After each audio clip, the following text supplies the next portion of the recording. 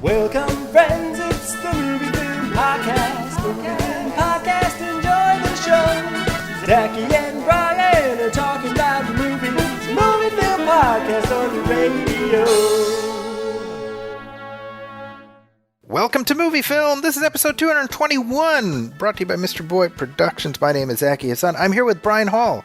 Hey, how's it going, Zachy? Brian, I am recovering from my second Fauci ouchie. I have not heard that. I like that. Got my second shot. I'm 2 weeks away from being fully vaccinated. I'm going to be licking lampposts wherever I find them. Yeah, like we used to. Like the good old days of early 2020. That's right. Oh, lamp licker Zachy. Just that's my thing. Action. That's my mob nickname, actually, lamp licker. Yeah. Well, I'm half vaxxed. So Nice. I am very curious to hear about the second shot, because I know the first one I had sort of like a bruised feeling on my arm for about 3 days. And then just, went away. And I've heard that it can be, maybe like a day or two, you shut down a little bit after the second one. So I'm curious how it went for you.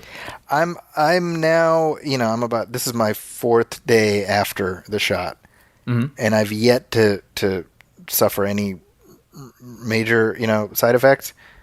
So I'm hoping that I may have whistled past the graveyard. I guess we'll see. Yeah, that's great. So which one did you get? I got Moderna. Moderna. Nice. Yeah, I think my wife got her first shot last week, and she got the Pfizer shot, and it's very surreal because the place where she got the shot was actually the Marriott in Santa Clara, where she and I had our wedding reception, where you were there. Oh, really? In the exact same hall. Oh, you're kidding me. Right? And she was just sort of marveling at the weird symmetry of like 18 years later, back in that hall for an entirely different reason, Yeah, if you could sort of see into the future yourself again in that very same space in what you look like, and you see yourself in line with a bunch of people in masks getting shots, you'd be like, what? What in the world? Yeah. But yeah, it for me, honestly, it's been interesting listening to people talk about where they get their appointments.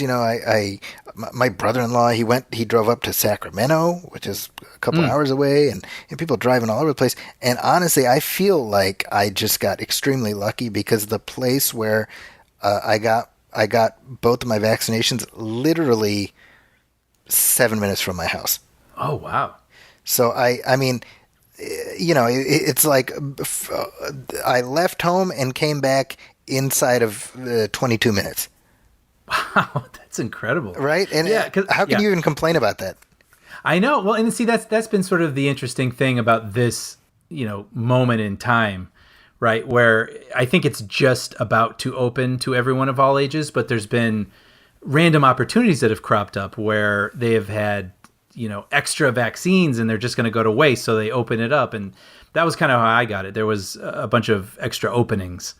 And so someone had sent me a link and I signed up, and I literally signed up for the opening, and within an hour I was there doing it. Like, I didn't even wake up thinking that's what I was going to be doing that day, but the opportunity presented itself. Wow. And I feel very thankful even for that, because like you said, I know some people have had to like travel. And I've heard even some instances of, say like this is like secondhand, so I don't know if this is entirely accurate, but just odd hours of the night, having more opportunity and being able to do that. So yeah, I'm thankful for both of us that it was a pretty easygoing experience, and I hope it is for everyone else too. It is weird to look back at this past year of living that we've done, but I mean, just purely in terms of this podcast, where every 2 weeks we're kind of like, and here's where we are. Here's our little stick pin in pandemic, history, and to now be at a place where we are, fingers crossed, staring down the end of this thing. Yeah. At least, God willing, like the worst, hopefully is behind us, and now it's just a management. Yes. Right? Where it's not all these surprises and things that spiraling out of control. Now it's sort of like a management and a responsible charge forward. I woke up yesterday and one of the headlines I see is there's a new double mutated variety of the virus in the Bay Area. Oh, And I'm like, that's not good, right? Like, you know what's tough about that is I keep seeing the exact. I see that, and then I also see. So it'll be like the sensational headline, like, "Oh, this double thing, and it's even more contagious." I'm like, ah, and then I will scroll again, and the next article is like, "But it doesn't need to be worried about." Like it just these things keep. It's like they need to do both. They need to sort of keep you reading and clicking on their websites, but then they also have to eventually admit that not every single new thing that has cropped up, like the vaccines will hold against some of these things. So yeah. it's hard to know. It's hard to manage all this. Yeah. I mean, at the end of the day, all I'm asking is just being able to lick my lampposts in peace. So I think it's too much to ask. Yeah. No. You know what has been very weird, by the way, is, over the last year, once Shelter in Place started, me and the boys were just like going through movies, like we were watching movie series and things like that. And, those are, I would post about it on social media. So those are all coming up in my year ago memories. And I'm like, was that a year ago? Right. Like, the Dark Knight trilogy and this and that. It's like, that's like more than a year ago. It's so weird. I know. And all the sort of discoveries, right? Where it's like, oh, we need to wear masks now. And like sort of the novelty of, I can't go out. Oh, I almost forgot my mask. Like it's hard to believe that was a year ago. Yeah. It does, and it doesn't feel like that. That's true. Yeah.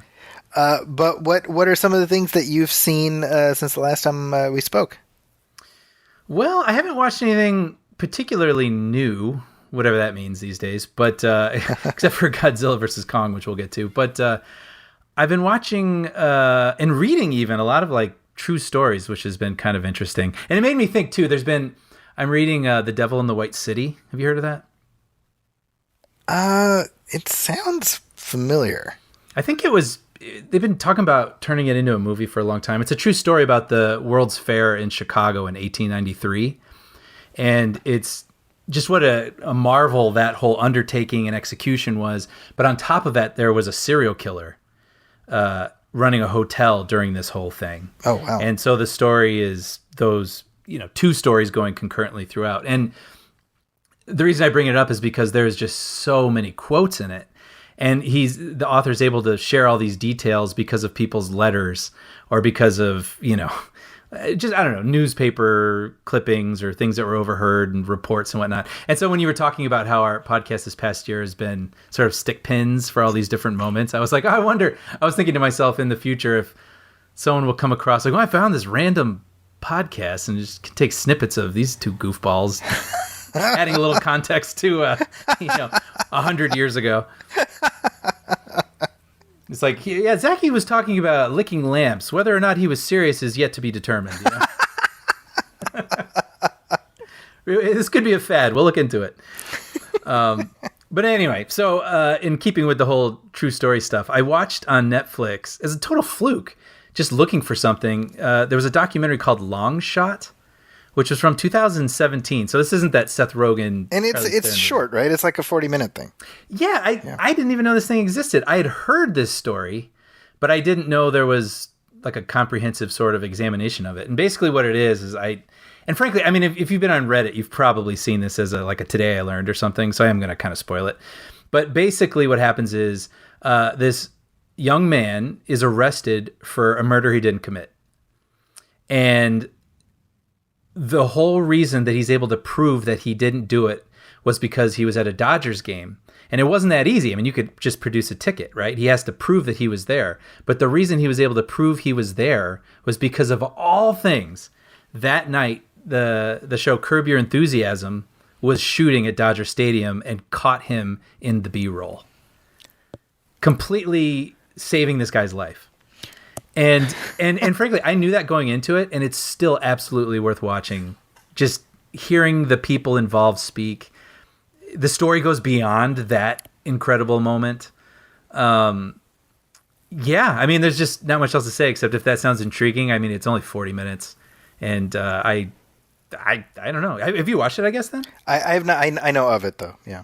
Okay, yeah, and even Larry David is in it, which is kind of jarring. Because it's, it's this sort of docu-style thing where the camera's right in their face and this poor man just like, man, it was a murder, and I didn't commit it. And all of a sudden Larry David's like, hi, yeah. That was pretty sweet. That's what he Yeah, I think at one point he's like, oh yeah, I tell the story at parties. Yeah, I got a guy off for a murder rap. Sure. He's like chewing gum. It's just so jarring because he's shot the same way that this poor other guy is. Oh my goodness. But yeah, no, like I said, I mean, even knowing that story, just, the ending, but hearing how they got there and just I mean, it's oddly still a nail biter. You're just really, and I felt like a huge exhale as you go along through it. So anyway, yeah, on Netflix, and that was pretty good. And then I also watched this documentary called "This Is a Robbery."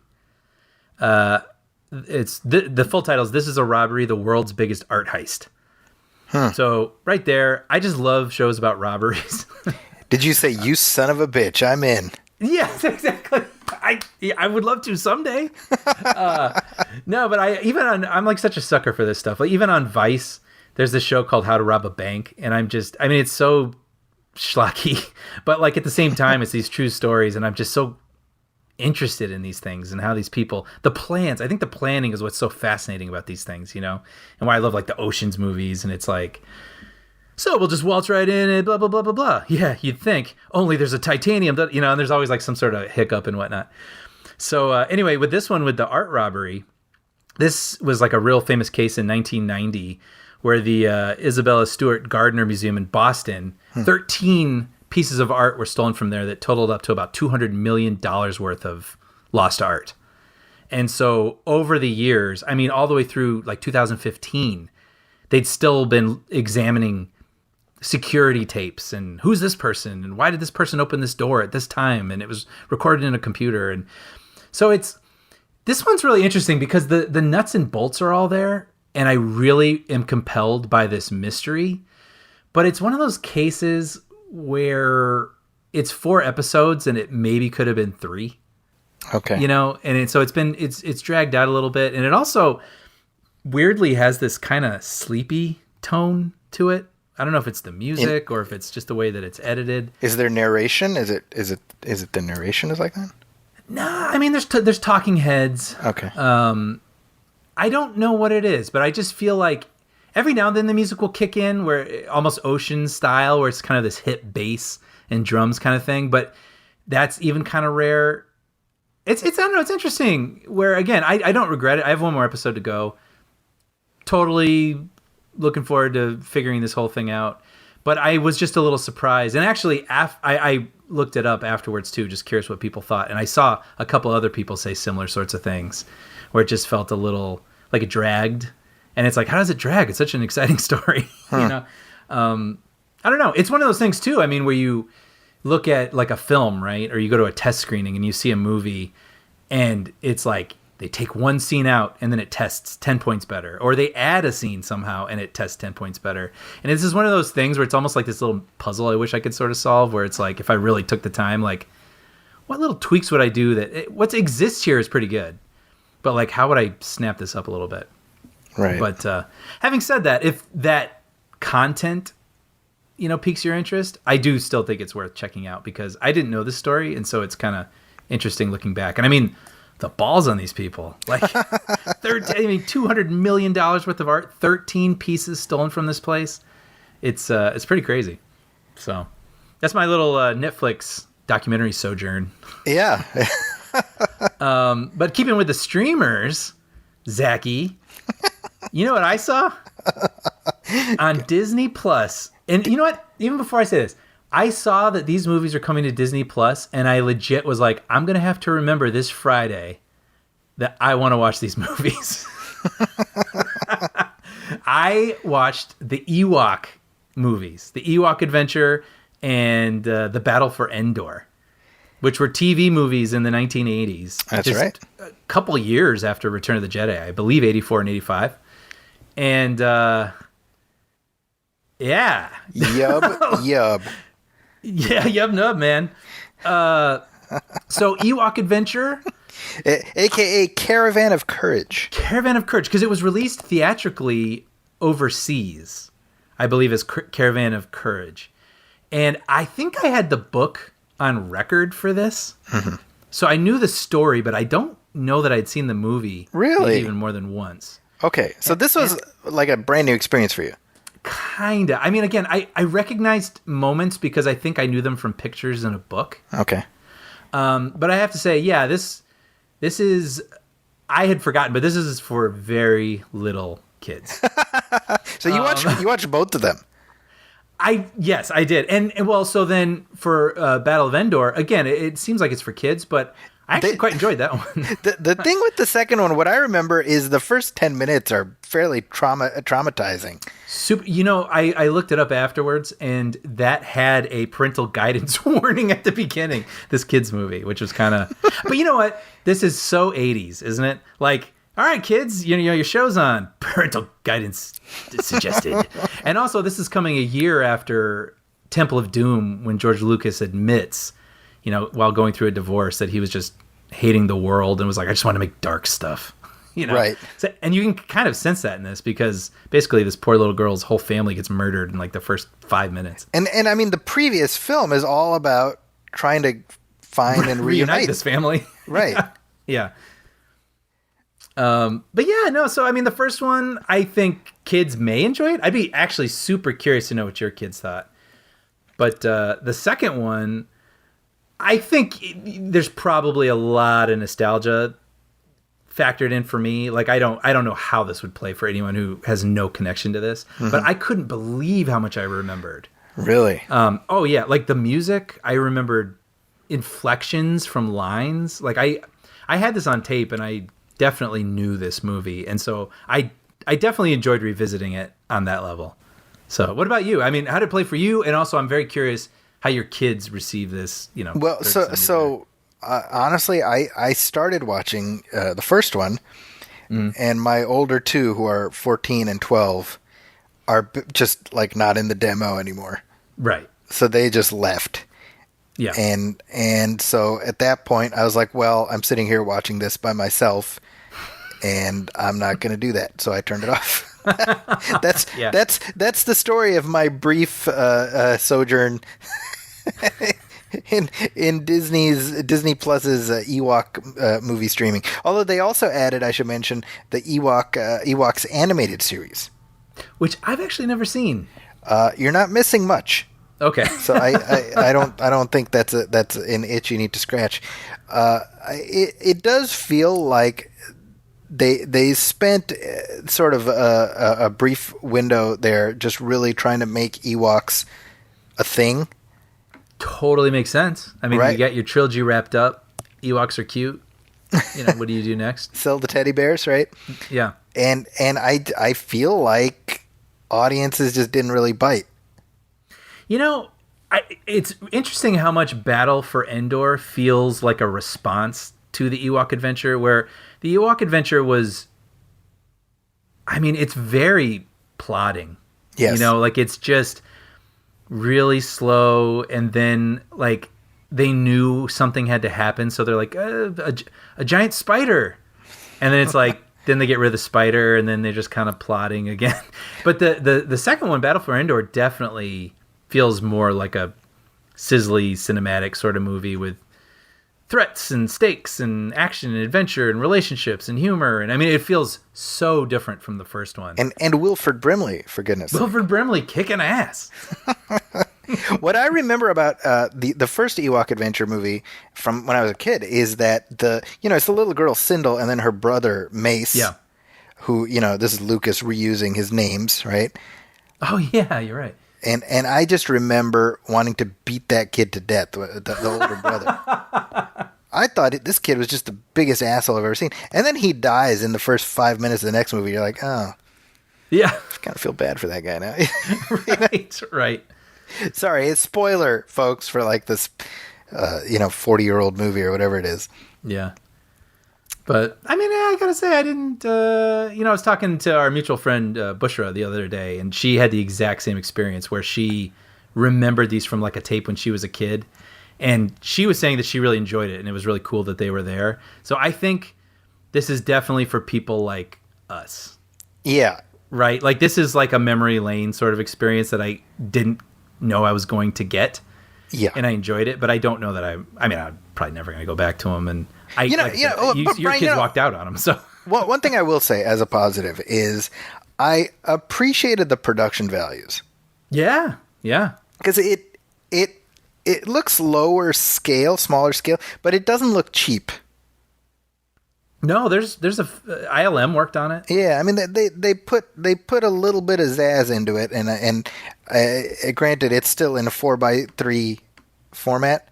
Yeah. But So is Justice League. I was about to say, to me, that just means you can play it on IMAX. That's all that means. That's right. Yeah. That's right.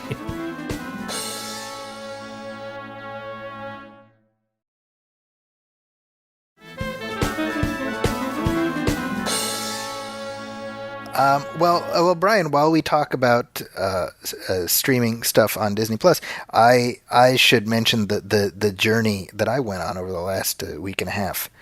Okay. I mainlined the Mighty Ducks franchise. Okay.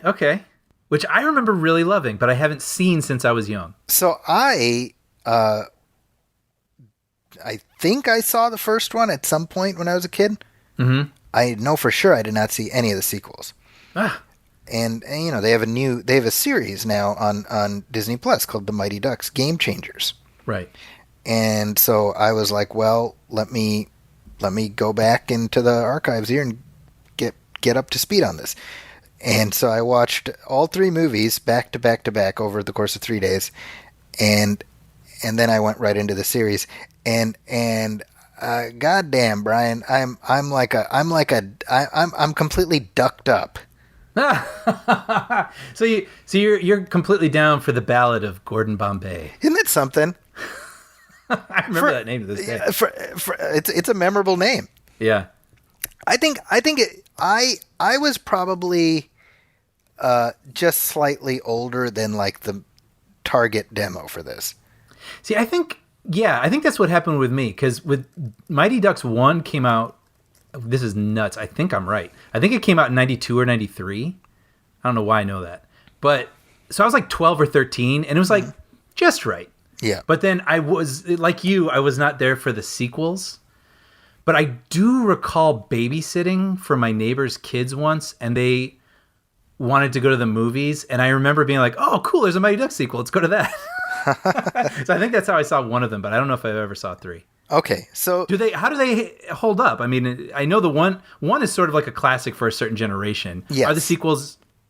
So I liked all 3. To be honest, I liked the third one as well. You know, I think it helps that I'm watching with a certain amount of detachment. Sure. Right. But you know, I watched it with my kids, and I'll tell you, my 10-year-old is the most like on board with it, and I'm like, he's the exact age. Totally. Right. And so, you know, I mean, it's the formula is like pretty. I mean, this is, you know, they're not reinventing the wheel here, right? Right. But these films are very good at being what they are, and you know, Emilio Estevez is very good in the first 2. He has what feels like an extended cameo in the third one, honestly.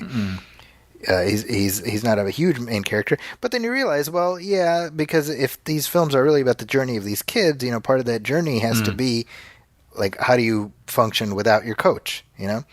Right. Do the kids stay relatively the same? Yeah, Joshua Jackson is is essentially the lead in all 3. Mm-hmm.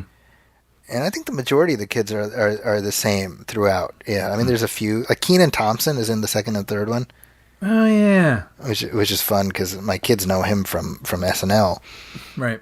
And then you know, the new TV series picks up 25 years later, and here's you know, Emilio Estevez is back again. And is he a main character, or is he sort of weave in and out of it? He is more main than I expected. Okay. He is the you know, sure. But he has a pretty substantial role. It is. Brian, I gotta say, like, I think this show is kind of genius in terms of it's a perfect streaming show. In that this is probably a pretty niche property, Right. but that's what Right. that's what Disney Plus is able to offer, right? Right. And you can see the mechanics where they're like, hey, let's take a little bit of Cobra Kai and a little bit of Creed, and create this thing that functions off of the framework of this property that we have. And so it's like junior high Cobra Kai. That's cool. I just hearing that, I'm like, I'm glad that exists. That's what I'm saying, right? I'm like, and you know what's funny is I was just talking to people online who grew up with these films and they love them. Mm-hmm. You know, I had one person on Twitter say, "Amazing to see Gordon Bombay again, a true American treasure." Oh, And I'm like, isn't it cool that they have a show like this? totally.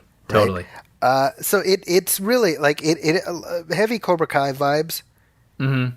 But imagine Emilio Estevez being Rocky in the Creed movies. Got it. Right? Got it. Yep. I mean, that's what they're doing, and it works for me.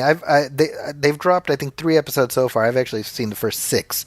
It's a 10 episode season, and they and actually, now that I think about it, also heavy vibes from the Saved by the Bell reboot. Oh, how so? It's a little bit, tongue in cheek, and it's a little bit self aware. Interesting. Like, but not like overtly. Not overtly. I mean, maybe like commenting on things that have happened in the past and how. Yeah, I mean, it's still a Disney show, right? Sure.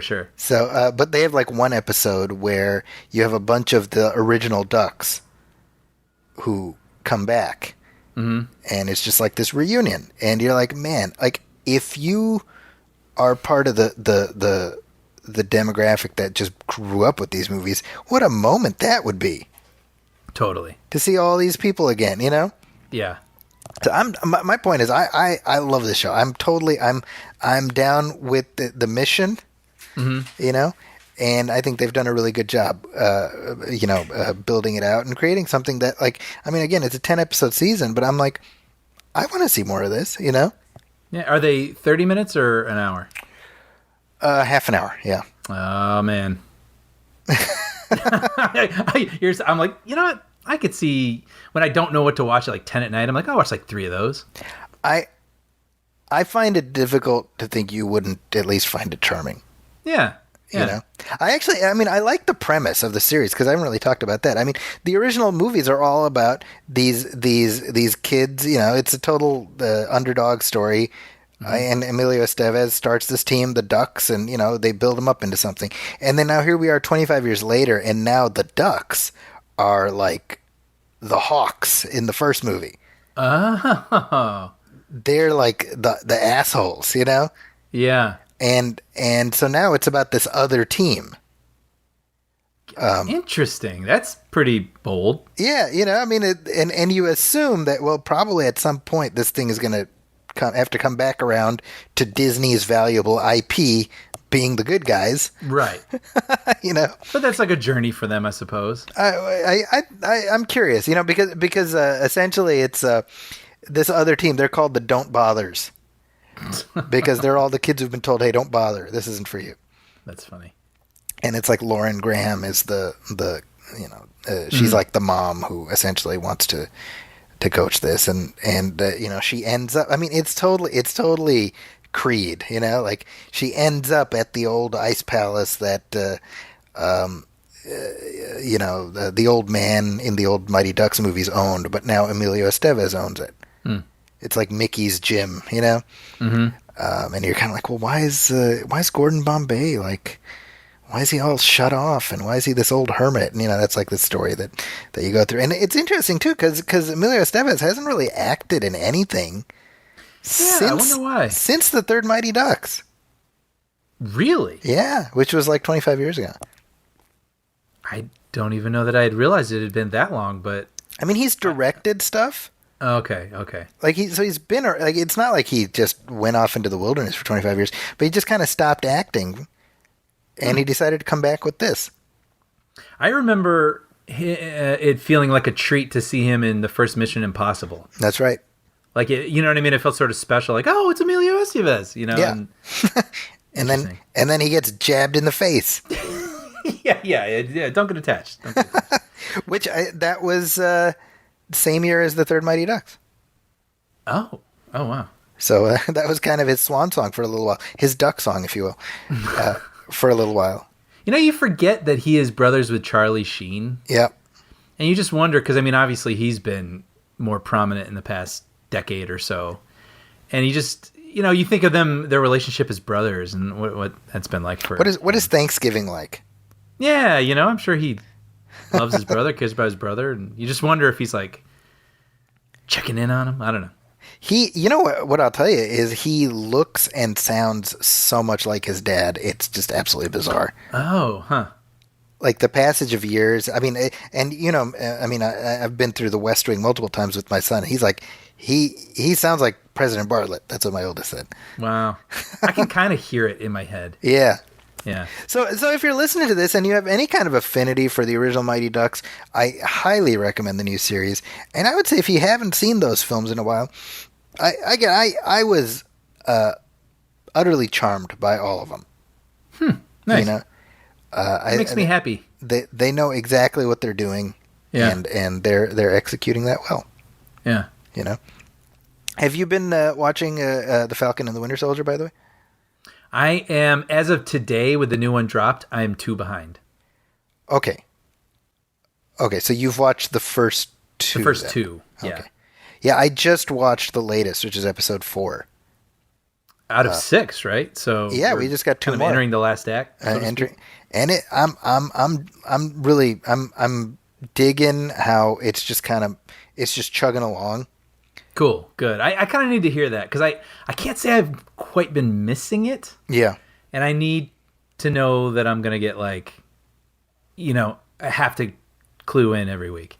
I mean, unless they completely shit the bed in the last 2 episodes, which is still possible, I feel like it'll end up being, you know, arriving at a place where you're like, oh, okay, that was good, you know? Yeah. Cool. For me, without spoiling anything, you know, I really like the way it's adapting at least aspects of a very specific comic book storyline, but in a way that switches it up a little bit, so there's still surprises to be had, you know?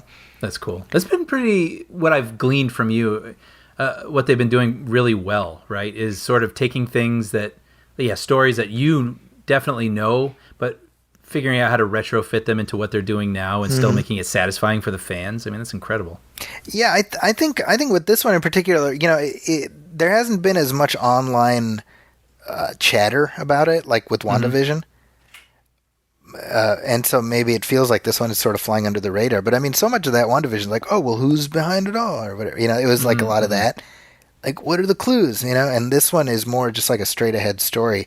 And I like where they're headed. It's certainly the 4th one ends at a place where you're definitely like, all right, I gotta see what happens next, you know? Right.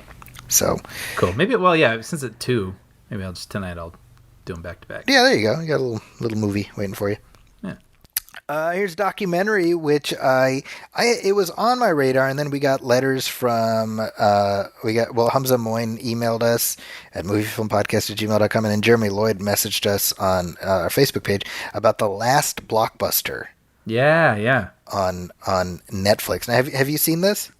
I have, and it's been very interesting because I had heard about this when it was at some festival, and I thought, oh, that's something I think I'd enjoy. And then it became available to rent, and I think I rented it for like $6 or something. And I was like, well, yeah, that was nice. And it's just funny because now it has popped up on Netflix, and now it's a conversation. You know, like when I watched it like 3 months ago, no one had seen it or cared, and then it's just so funny. As soon as you put it on the thing that everyone has, now it's like trending. And yeah, this is an interesting film because I personally I appreciated it. It more than I loved it. I totally agree. I think I really did enjoy the trip down memory lane. Yeah. But I think they struggle to get 90 minutes of content out of that. Yes. You know, and I'm borrowing. Actually, I just heard them talking about it on Slash Film, and I totally agree with what they said. But it's like it almost gets a little silly where they like hand someone a VHS cassette and they're like, "Oh yes," and they're like sniffing the cassette and like, "Dude, I remember what a cassette feels like." You know, like I mean, it's cool to hold one. Don't get me wrong, but it's like it's almost like they're playing up. Yes. The sort of reverence. Well, and there's only so many ways you can see different people walk into a place and be like, I can't believe this place is real. Like, you know. Yeah. They do that about like 4 times. Yeah, you know what? And it's not to say, I would love to visit this Blockbuster, actually. It would be very cool. And I'm sure I would be like, wow, this is so fun. I do remember this. But yeah, it almost just feels like they're wringing as much as they can for a movie. Which isn't to say it's not enjoyable to watch.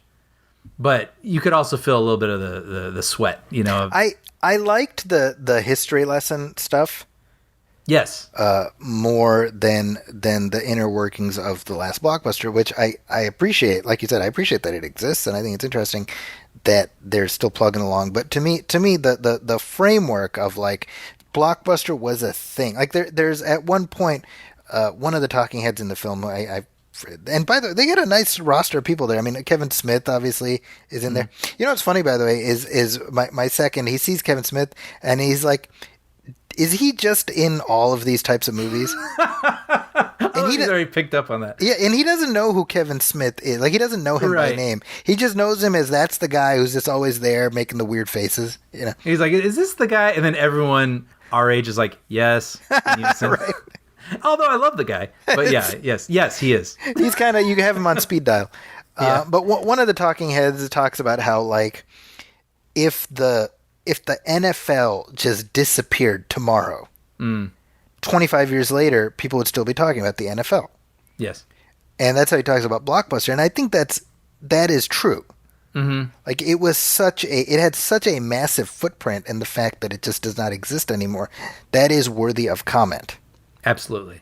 Now, that being said, the fact that you have this laudatory documentary singing the praises of the old Blockbuster days on Netflix, to me, right. that's like Fidel Castro releasing a documentary about how great Batista was.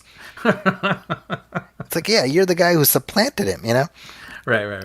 There's something weird about that. But definitely, like, when you look at the history of how Blockbuster went under, it's definitely one of those things where you're like, well, this is just a series of bad decisions. Yes. Yeah. There's one point in there where they talk about the new guy, the new CEO coming in and trying to mix things up to compete, you know, with Redbox and whatever, and they get rid of the late fees. Mm-hmm. Right? And I remember when they announced no more late fees. I remember they show a commercial in the documentary. I remember seeing that commercial. Yeah.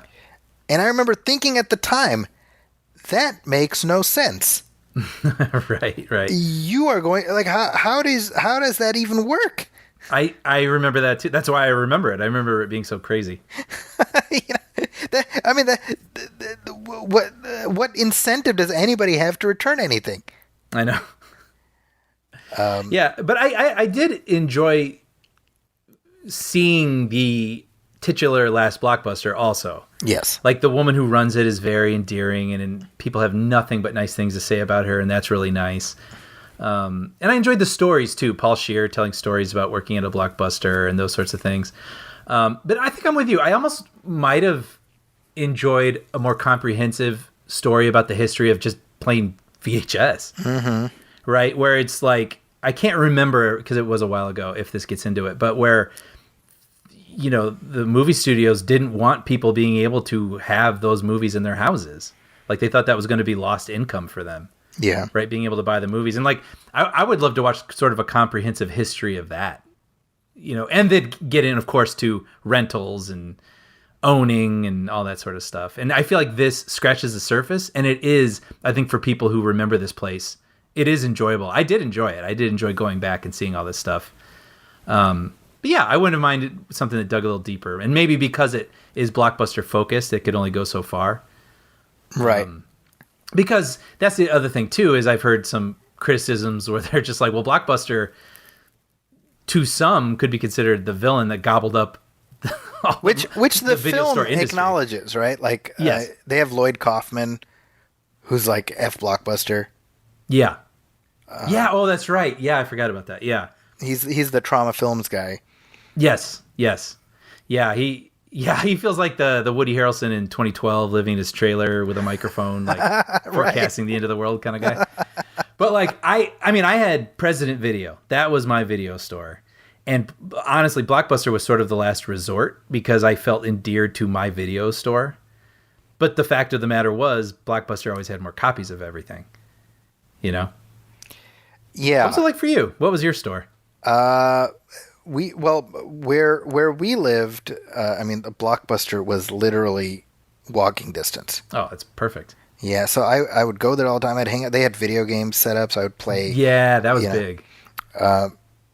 But a big undercurrent in the documentary is implicitly like, look at what we lost, right? That's sort of this halcyon era, right? Mm-hmm. And I'm like, well, Blockbuster served a purpose which is no longer relevant. I mean, you know what I mean? This is my thought. Like, we can dog on sort of the way in which streaming has made certain films fall to the side or whatever, but the reality is that society has moved on to streaming because it's more accessible and it's more convenient.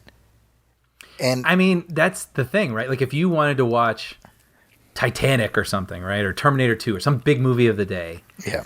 You could get in your car, drive 15 minutes to a place, walk in, and they didn't have it. Right. And you had to get in your car and go home and not do your plans for that evening. Right. And now it's incredible. Like, you can watch any movie since movies have existed. You can pull it up and watch it tonight, and it will never be out. Right. So it's like, I think the perfect example is I in the past, like 8-ish, 10 years, I've kind of gotten back into like records. Sure. And I really love it. Like, I love it because they're tactile, and I like going to the stores and digging and finding the gem I didn't know I was looking for. But that doesn't mean I don't stream music also. Right. You know what I mean? So like, I enjoy the tactile thing, but I also recognize how incredible it is that any song I want to pull up right now, I can just beam and play for free. Yeah. I mean, so to your point, Brian, right? Like in the documentary where they have him like holding the VHS tapes, it's like, okay, well, we have nostalgia for that era, but we also have 4K streaming. Yeah. So do I feel like popping in a 1995 VHS of Star Wars? No. Right? Right. Like, so that my point is, like, I absolutely, like, I associate Blockbuster with a time of my life that I have a great deal of fondness for, right? That's what I'm trying to say. It's good feelings. I still have good feelings for those days, yes. But that time will never come back. Right. You know? Right. And we're in a pretty awesome place. Right. Yeah. So, yeah, I don't know. That's where I am when it comes to that. That whole, I mean, it's technology moves on because people's tastes move on. That's just how it is. Well, yeah, and people keep inventing. That's exciting. Yeah. You know, I remember, my brother and I talk about this all the time. When Netflix was still sending DVDs in the mail. Right. My brother asked, he's like, "You think I should invest in Netflix?" And I was like, "I don't know. I don't know." And who knew then that just through someone going, "Well, what if?" You know, and they invented an entire new paradigm for watching content and releasing content. And so it's exciting that people do that, and they keep finding new and interesting ways that, you know, make things even more accessible and easier. There we go. One last piece, just to keep everybody updated, because I know you're wondering. My NYPD Blue rewatch is continuing. Hey, where are you at? I have just started season 9.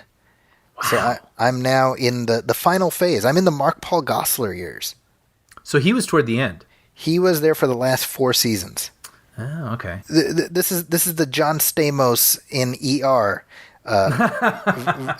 corollary, you know? Yeah, yeah. Where you're like, he was on that? You know? Right. And it's still good. I'm enjoying it. Yeah, no, I just remember because much like Elizabeth Berkley when she was in Showgirls, I mean, that was a real, like, what? Like, yeah, Jesse from Saved by the Bell in, like, an adult, you know, kind of movie. And then, like, I remember having sort of similar things where it was hard to see Zach Morris in an adult TV show. Right.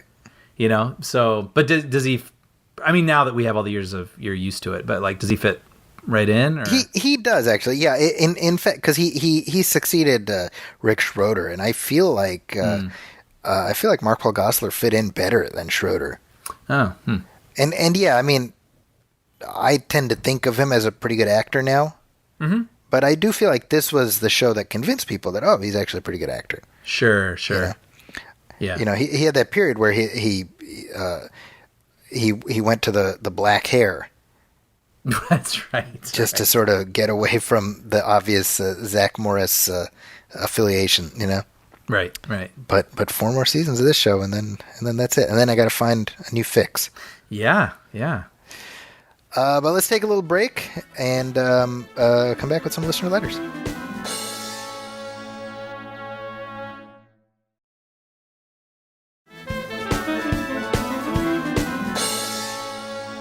And we are back, and we have some listener letters. Here we go. Brian, this is from Derek, who messaged me on Twitter. And this is in reference to our discussion about the Zack Snyder's Justice League release, which I don't know if you know, that came out a couple weeks ago. Yeah, I'm familiar with it. He says, thank you so much for your thorough and fair critique of the Snyder Cut of Justice League. I know you weren't big fans of BVS and the fan behavior after, but I appreciate how you were willing to talk fairly about this movie separate from the toxicity. Discussions like that are why yours is my favorite of all movie podcasts. That's nice. Thank you so much for that. This is my question. What do you think of the hashtag Restore the Snyderverse hashtag? Do you think there's any chance we'll see Snyder's Justice League sequels get made? Thanks again for all the great content. You have a listener for life in me. So a little backstory here is that as soon as the movie was released, the Release the Snyder Cut hashtag morphed into Restore the Snyderverse. Mm-hmm. Because Zack Snyder, as we know, he had plans, Brian. He had big plans. Yeah, he did. Big plans. And you know, those plans were either 2 more Justice League sequels or various other films set within the paradigm that he established. And what happened is basically like the Monday after the Snyder Cut gets released, and Sarnoff at Warner Brothers, who's like the head honcho over there, she gave an interview where she seemed to pretty firmly shut the door on any further. She's like, Zach finished his trilogy, and we are done now. That's it. Everybody go back to your corners. and people got upset. And so, you know, I have muted the phrase Restore the Snyderverse on Twitter just so that I can make my Twitter navigation like not crazy making. But my understanding is that as it was before, so it is now, where under every Warner Brothers tweet, you got just a bunch of people doing that. So the question is there a chance? And to that I say, well, if by a chance do you mean greater than 0, then yes. Yeah. Does it seem likely? I'm gonna say probably not. Mm-hmm. Given that the circumstances that led to the Zack Snyder Cut of Justice League coming to existence were themselves like winning the lottery. Right. However, what we had there was a virtually completed film that needed a heavy amount of post-production. So even though they originally said $40 million and it ended up at $80 million, that was still relatively a bargain given what they were hoping to get out of it. Mm-hmm. Now you say, okay, if you're going to do more, well, that means you got to rope all these people in. Mm-hmm. I think Ben Affleck like wants to eat pizza again. Like, I don't think he's in a hurry to just be doing CrossFit for the rest of his life, right? Right. Like all these people, like it's the likelihood of getting everybody involved for what would be a HBO Max joint. I don't know, right? Yeah, I think I agree with you, and I don't even mean it in a negative way. I think like the fact that this happened is incredible. Yeah, and nothing's happened like it before. Anything like it probably won't be for a very long time. So I think it's pretty amazing. And I think it's really awesome for all those fans that they knew this thing existed. It did need substantial work, and that was why we were always sort of hesitant. But in a whole confluence of things coming together, there was a good reason to put that money toward it. Yeah. Right. And then it worked, and everybody liked it. And I think I would have to imagine Warner Brothers is like, there, you know what I mean? And I just feel, just even from their statements, it just feels like they want to let that be the period at the end of that sentence. Yeah. And now they're ready to move on. I would say never say never, I suppose. Like Yeah. I didn't see the first thing happening, but yeah, I think I agree with you. I feel like that's the ending to that, and it's really cool that all the fans got that. But I just, like you said, so many things would have to happen. I mean, you have to wrangle all those actors together. It'd be a lot of money. I'd have to say never, but it just seems like highly unlikely. And as we're talking, one thought occurs to me. It's almost like we need to define, what do we mean by the Snyderverse? Because if you mean those two Justice League sequels, I think that's unlikely. Right? But if you were to say, get Joe Manganiello and do like a Deathstroke movie that ostensibly exists within that world, shoot it for like $40 million. Yeah. Or like a series. Like, I could see that. I mean, they're doing a John Cena Peacemaker series on HBO Max. Right. So I could see something like that allows you to be like, hey, well, that wider world still exists. Yeah, I mean, even look at the Marvel films. I mean, they're not all Avengers movies. Yeah. You make Thor and then you have someone pop in. So yeah, you could do that. It'd be a lot easier for sure. Yeah, I think I don't know. I think Warner Brothers was already moving on. Yeah. Like well before this, right? And right. And you look at the Snyder Cut, and you when you look at the things that are ostensibly connected to it, like Aquaman, right?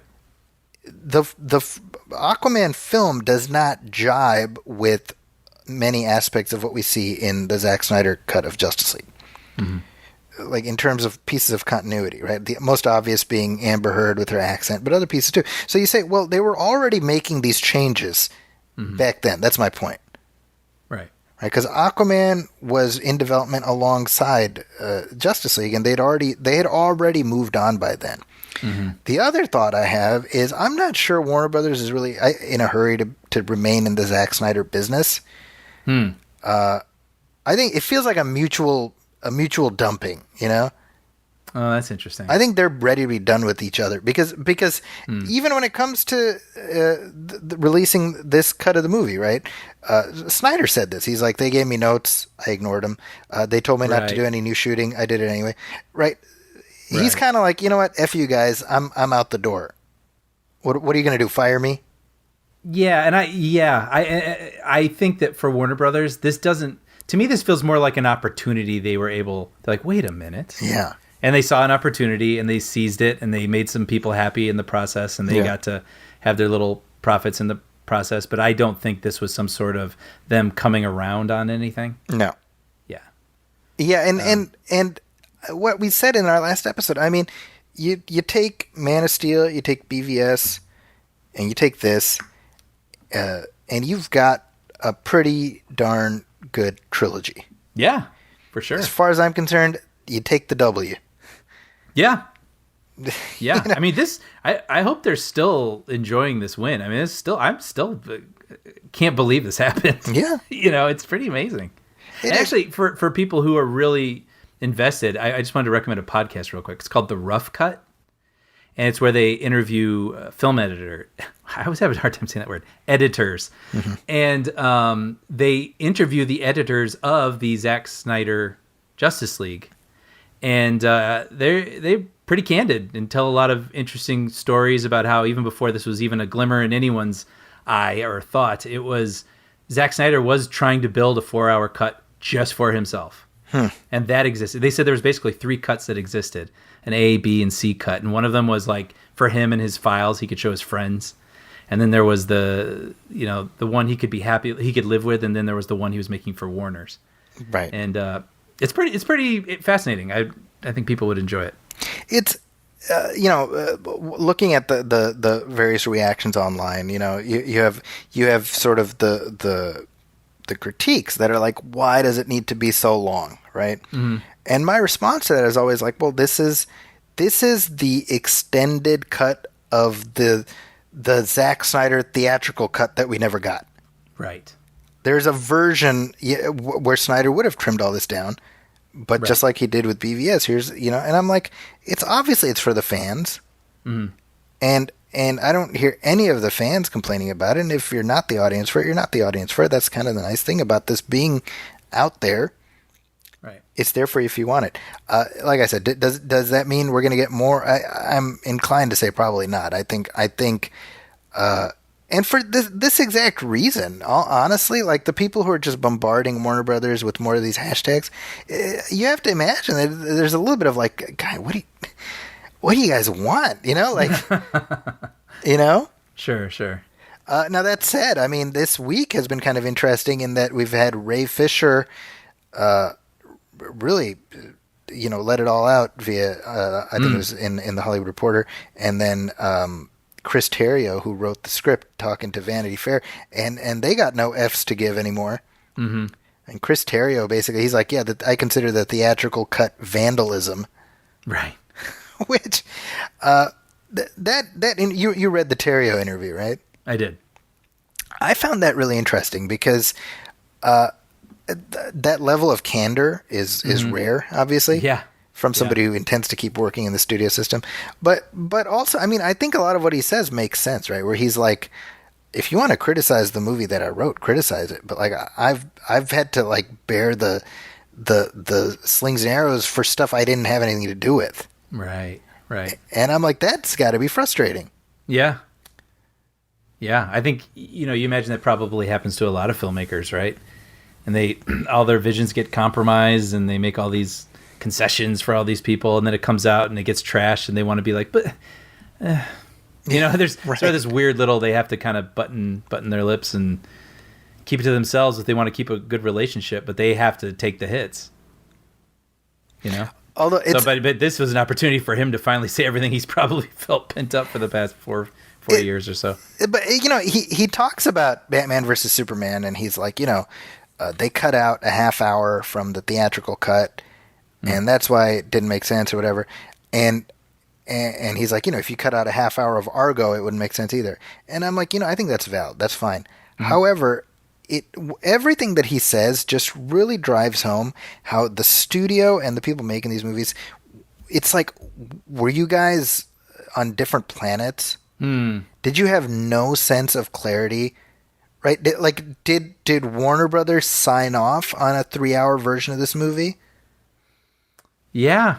It almost feels like, the left hand didn't know what the right was doing, right. Which seems weird for such an important. Because if the studio says, look, it's got to be like no more than 220. Mm-hmm. Well, then you'd think that would be the movie they make. Right. So I'm not faulting them for making whatever movie they made, because obviously they were under the impression that that's what they were given the license for. Mm-hmm.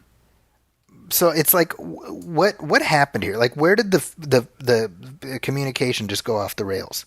Yeah, I don't know.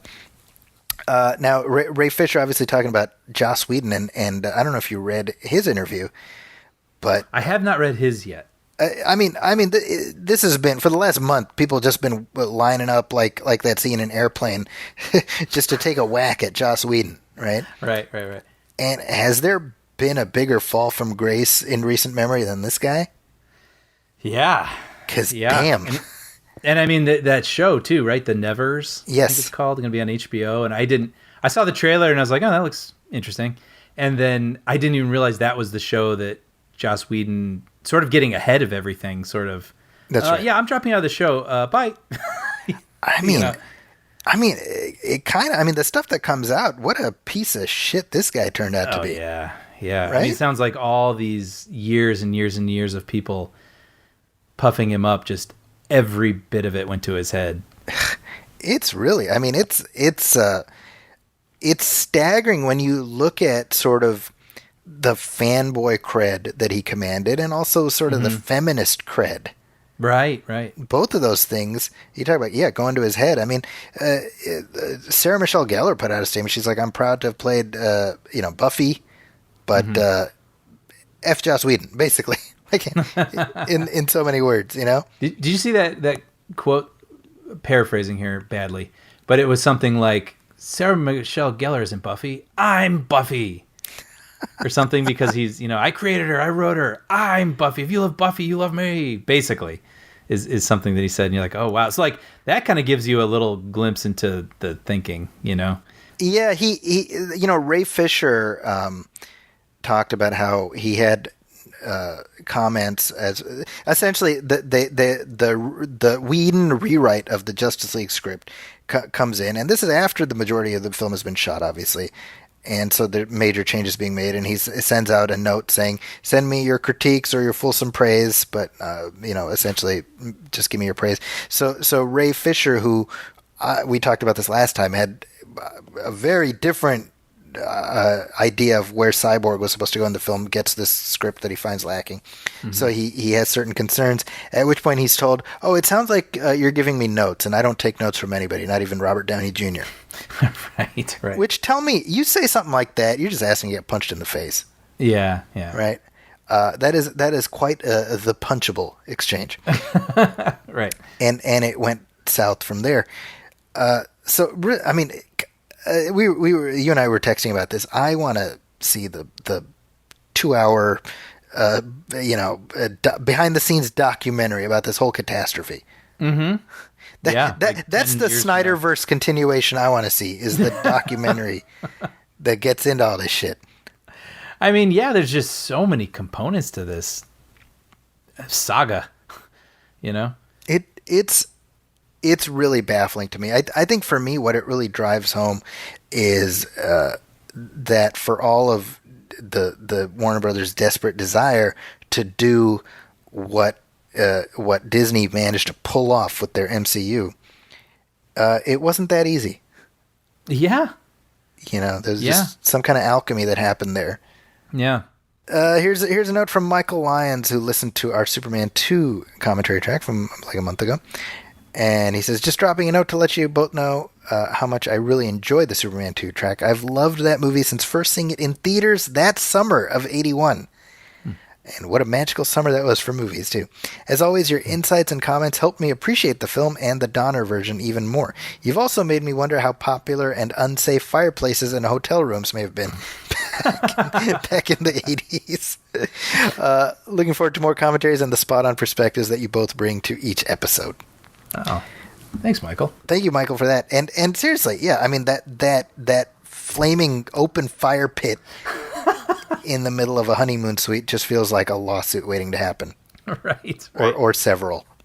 And we do have another commentary coming in just a couple weeks, which I'll tell you about at the end of this episode. Yeah. Let's take another break, come back, talk some trailers.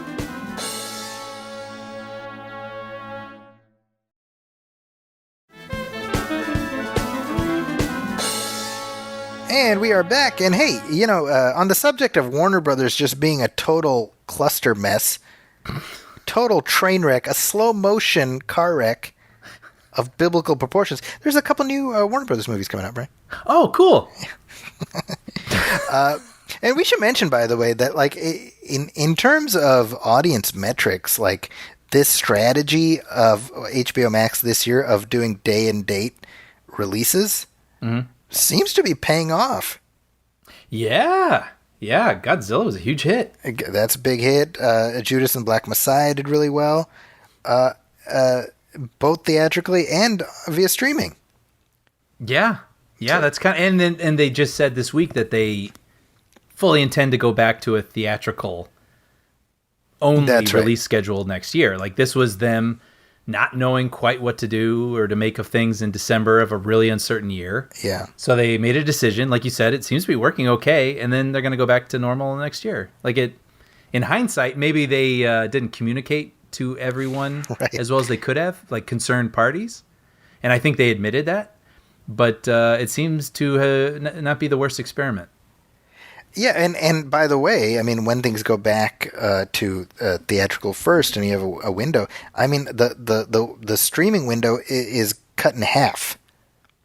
So we're going from 90 days to 45 days. Oh, interesting. So that is sort of one of the legacies of this pandemic time, because it ain't just Warner Brothers. You know, even Paramount, all the Paramount Plus movies, 45 days after. Wow. So wait 6 weeks, and you can watch it at home. See, it's going to be really interesting to see, because I think once everyone's all vaccinated and can go out and feel good, I think there's going to be a huge rush to the movies. I agree with you. And so There that's going to already be is. great. Yeah, exactly. Right. And so, but then I do wonder, once things level off and we get used to the idea of the movies again, and we can get these movies in 45 days, that's just going to be a whole, speaking of, you know, going back to the whole Netflix thing, right? And just things marching forward and evolving and adapting with the times. I wonder what that's going to look like, because I can speak for myself. I would have preferred to have seen Godzilla versus King Kong in a theater. Sure. Although it's pretty cool being able to watch it at home, right? And so let's say this is like 2022 and things are whatever normal is again. Suicide Squad, whatever. I would go to the theater to watch that. But then something like Space Jam, I might wait the 45 days. You know what I mean? Yeah. So it's going to be interesting. It's going to be like a whole new decision-making process, and people will probably have different factors and you know, that they take to do that. And of course, families will be a whole thing, you know, deciding what's easier for them. But I don't think theaters are going to die like a lot of people were worried about, but I definitely think it's going to be kind of a new era in a way. I mean, all that's happening is we're seeing a sorting where the various studios are sorting their properties into their own services instead of Netflix. But the shift we had already started to see, where you have certain big theater movies and then like smaller movies that go to streaming, I think that is still continuing. The only difference is where those smaller movies are ending up. Right. You know. And speaking of time marching on, we have a new Space Jam movie. Yeah. It's been talked about for a while, right? They have been talking about it so long, and I said this on the show, that it feels like a joke that accidentally went into production. to me, there's the Seinfeld where Jerry ends up having to promote the puffy shirt because he accidentally agreed to it without realizing. I feel like that's sort of what happened here with Ryan Coogler as the producer. Right. Where he probably was just nodding politely. They couldn't really hear what was being asked. And next thing you know, here's a movie that's coming out that says from Ryan Coogler.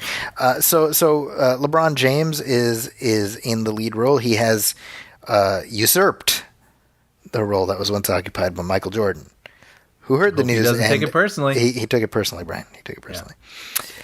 Yeah. Well, let's Did I play. just step on your joke? I'm sorry. It's as far as I'm concerned, you gave me an assist. Perfect. Let's play some of the audio from this, and then we can talk about it. Welcome, King James. I am the king of this domain. This is the serververse. What'd you do to my son? Where's Dom? The only way you're getting your son back is if you and I play a little basketball. Pete, send this clown to the rejects. Wait.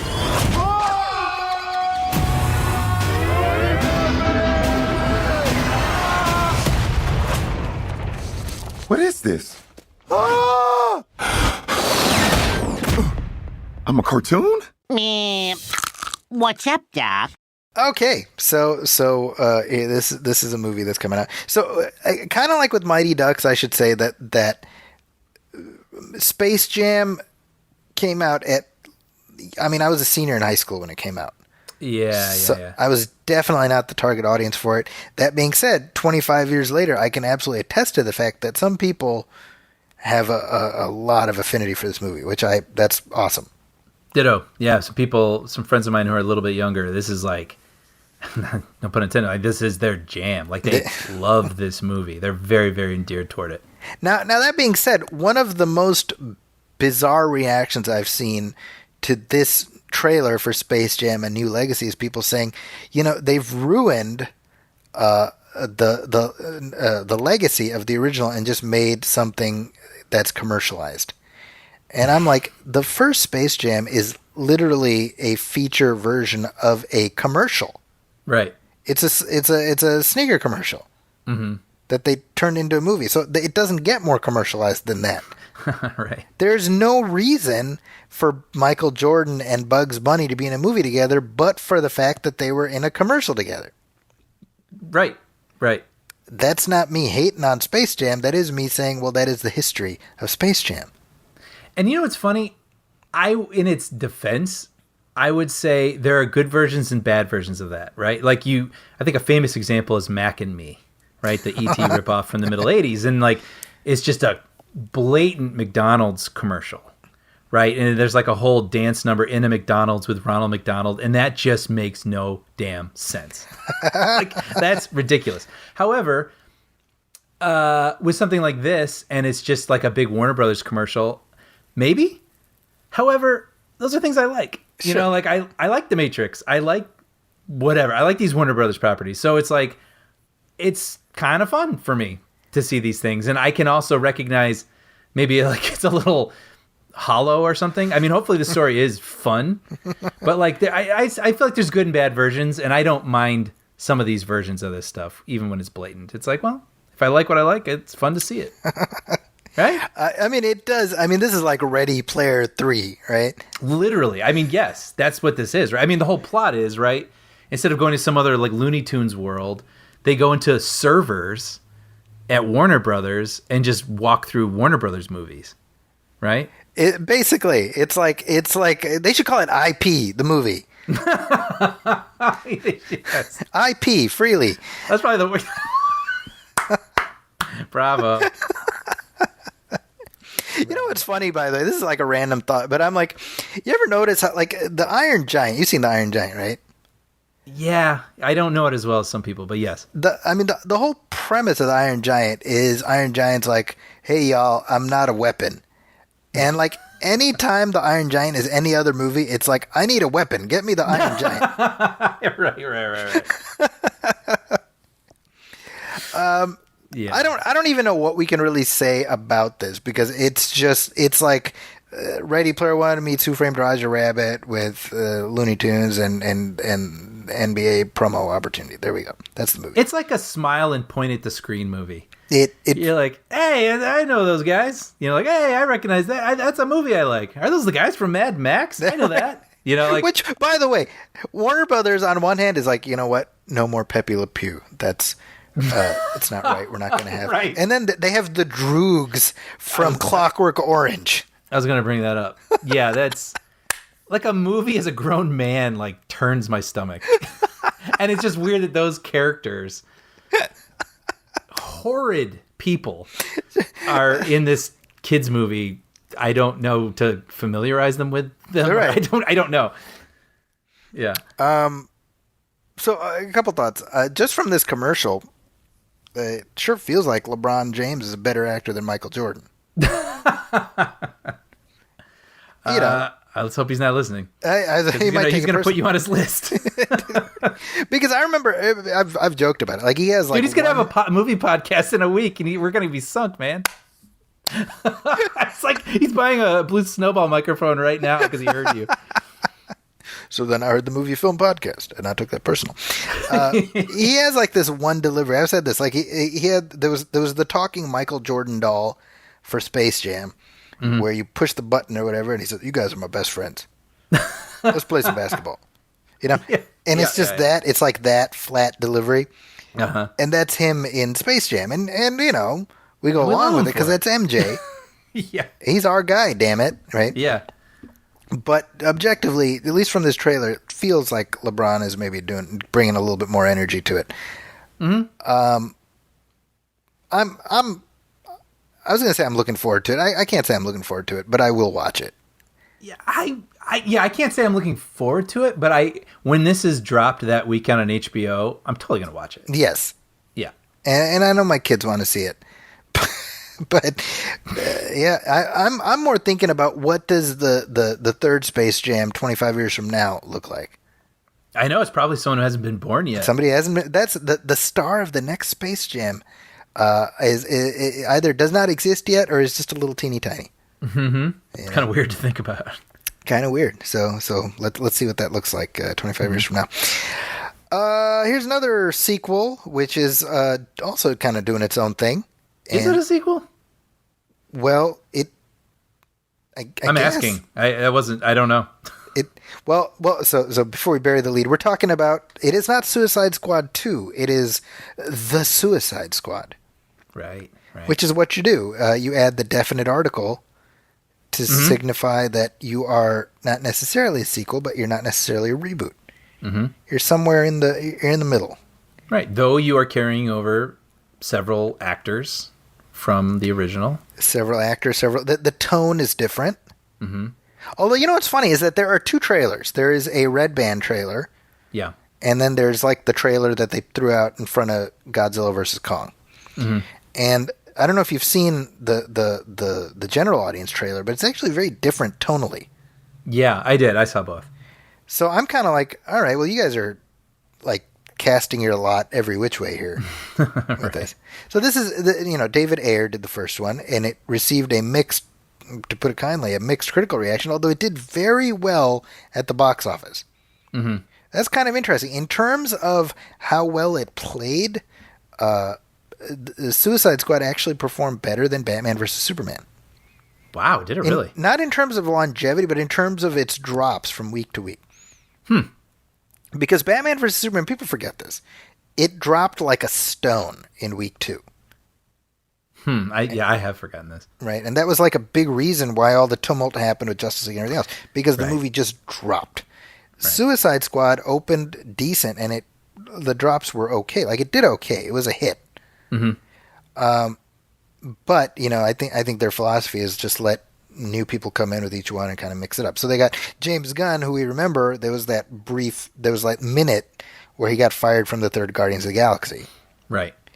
And they're like, well, hey, come on in here. The water's fine. Mm-hmm. And so he pulls this together. So now I'm a fan of Suicide Squad from the comic books. Okay. And I didn't even mind the first movie for the most part. Yeah, same. I wanted to like it more. That was what I left with. I really enjoyed the sort of the setup and the concept, but I wanted to like it more. I definitely agree with that. And supposedly there's like an Ayer cut of that exists. You know what? I know it's almost like you don't want to be that guy after this thing to say the thing that's probably going to get shut down. But frankly, I'd like to see it. Me too. I agree with you. That said, if the majority of the Ayer cut is just Jared Leto, maybe I don't want to see it. I don't know. Yeah, maybe we're fine. You know what? Let's put a pin in that. Yeah. So James Gunn comes in and he just guns it up, and it feels like this is something you're either down for or you're not. Yeah, very quippy, laid back, sarcastic, violent. Yeah. It is rated R. Mm-hmm. And just to underscore how much it's rated R, there's an extended conversation about a beach covered with penises, peni, Pinasia. I don't know what's the plural. Yeah, I don't know. Dicks. Anyway. Yeah. And it's kind of, so we got Idris Elba is essentially stepping into the Will Smith role, although it's a different character. Mm-hmm. But he plays Bloodsport, who, if you follow the comics, which you don't, Brian, but he is the character who nearly killed Superman because he has kryptonite bullets. Mm. That's his deal. That's kind of a bad guy. Okay. And then, of course, John Cena is Peacemaker, who is sort of like a cartoon version of the John Walker character who's in The Falcon and the Winter Soldier. Kind of like a propped up, a propaganda tool, basically. Mm-hmm. Mm-hmm. And then the returnees, I think we got, who's coming back from the previous one? We got Joel Kinnaman. Margot Robbie, of course, right? Got to have her. Right. Viola Davis is back, and Jack Courtney. I think those are the only ones who are back. Yeah. But tonally, I like that this one seems to be floating a little lighter. Yeah, I agree. I mean, I it was one of those cases again where I wanted to feel a bit more enthusiasm for it, it just, maybe, I don't know, like it just feels kind of familiar, like a ragtag group of people who, make sarcastic quips with one another and kind of roll their eyes at everything because they're so over it. Not that can't be fun, but I've seen that. So I want to see something new. Sure. Like I the thing that I liked, I think the most in the trailer was when they were trying to bust out Harley Quinn and she's like, hi. Just Right. standing in the street. And she's got like blood coming out of her nose. Like she obviously just went through something. I'm like, hey, we came to get you. She's like, oh, thanks. Like that stuff kind of makes me laugh. I think we've talked about this before, but I mean they've got a sort of a one of a kind casting on their hand with Margot Robbie as Harley Quinn, Yeah. and it makes sense Yeah. to me to try to, or in an organic way, hopefully, but try to work her in however they can, For sure. and sort of keep that character alive. Yeah, she's one of those instances where they just nailed it. Like Yeah. she loves the character. She does the character great.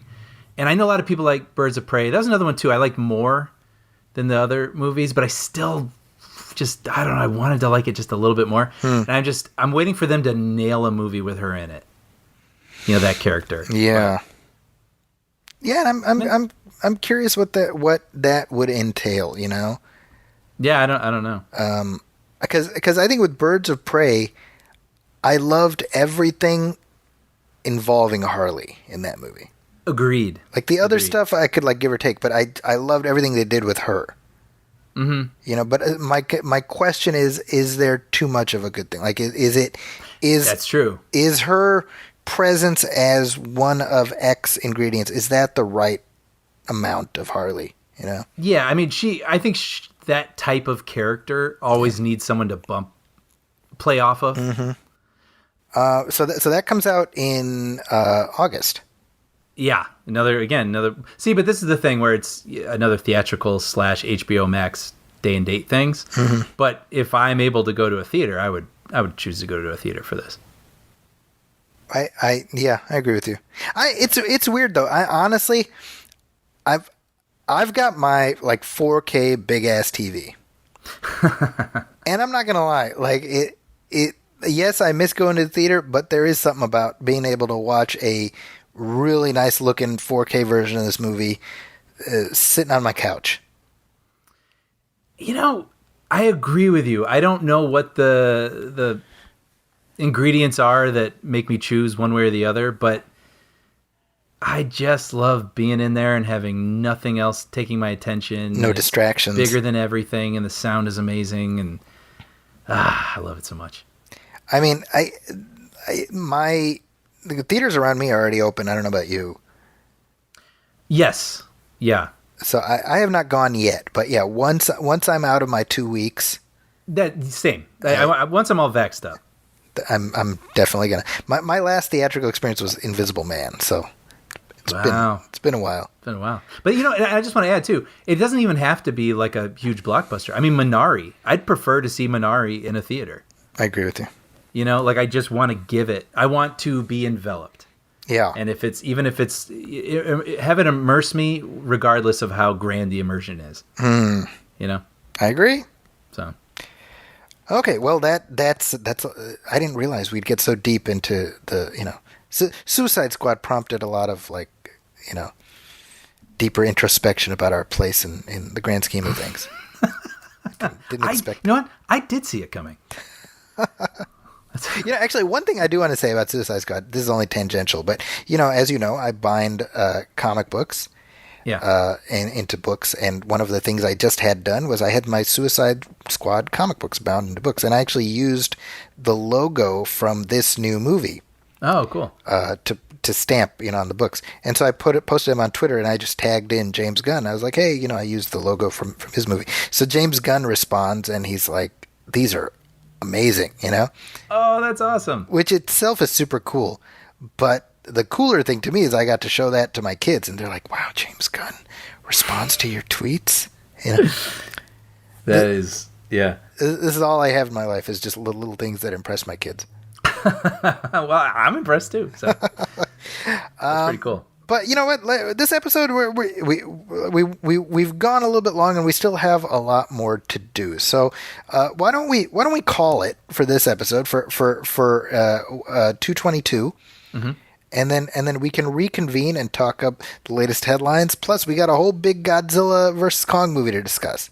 That sounds good because I think if we kept going, it'd probably be about 3 hours. It'd be 3 hours. Yeah, it would be. I can't wait to talk Godzilla versus King Kong with you. So this is turning into Zack Snyder's movie film 222. We want to make sure that we're manageable. So let's do that. So this is the end of this episode, but we're going to drop our next one very shortly. Mm-hmm. So as always, keep your questions and comments coming to moviefilmpodcast@gmail.com. You can also hit like on our Facebook page, facebook.com/moviefilmpodcast. Please, as always, go to iTunes, leave a review, leave a star rating. Every little bit helps. If you're looking for me online, you can find me on Twitter @Zacky's Corner. That's ZAKIS Corner. It's also my website, justadded.com. Brian, what are you doing?